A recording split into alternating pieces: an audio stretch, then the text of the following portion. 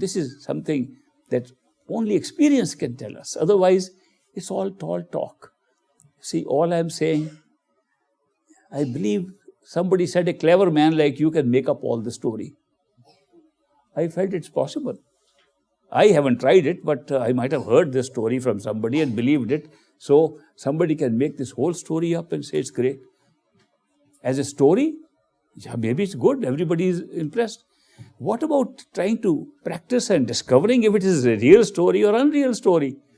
So when you practice, then you find out which part of the story is right, which is not.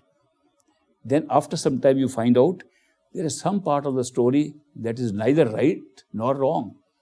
How can that be? That is because something could not be described. There was nothing like it here. So we made a story to explain that which was neither right nor wrong, because we tried to explain that, but it could not be explained. Some of the yogis who are getting internal experiences, you ask them, and so recorded, you ask them, how is it like inside? They say, neti, neti, neti. Not this, not this, not this. There's nothing to compare with. That there is nothing like it, how will you describe it? Therefore, we make stories. So all the mystics have made stories. And by story form, allegories, allegorical stories, just try to describe how the soul's ascent takes place. There is no ascent, there is no journey. It's a journey of self-discovery. But just like we in this physical world feel we are moving around, we don't feel that the creation is moving around. We feel we are moving around. Would it make sense to a person to be told that you have never moved at all? That the truth is that you never moved, you are at a very stationary one place called here, that everything else around you has moved? That when things move, you think you are moving? Have you ever thought that if you were, supposing you're sitting in a train, another train is next, and that train moves, by little thinking otherwise, you can feel you are moving, that train is steady. It's just a matter of perspective.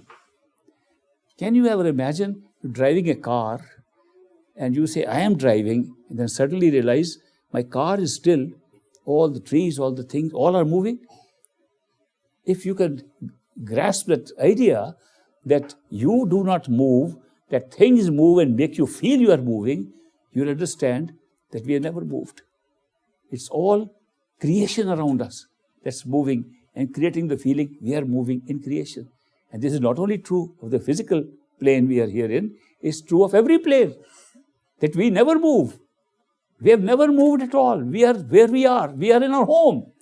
The home has no space to move. The home is eternal. The home is eternity out of which all this can be created.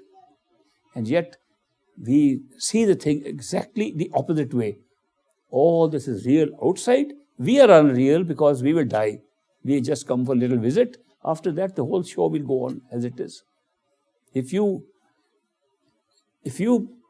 find somebody who's dying, ask him at the last moment, what are you seeing when you're dying? He'll say, I see the whole world dissolving, just fading away in front of my eyes, as if I was real and the world was not. You begin to feel that. Then you step into another world or into the same world. One can step after death in the same world and not have this body, but an astral body in the sub-astral overlap between the physical and the astral, and you still feel you are here. But then suddenly you discover that you didn't die. You can see your dead body in front of you. A body died. I am still alive. I am more alive than before.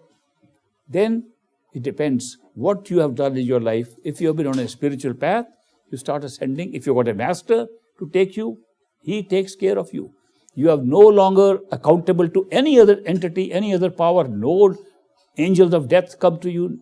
Only the master appears if you are initiated by a perfect living master. The master appears sometimes several days before you die and tell you, are you ready? We are ready to go now to the next step. And you feel very happy.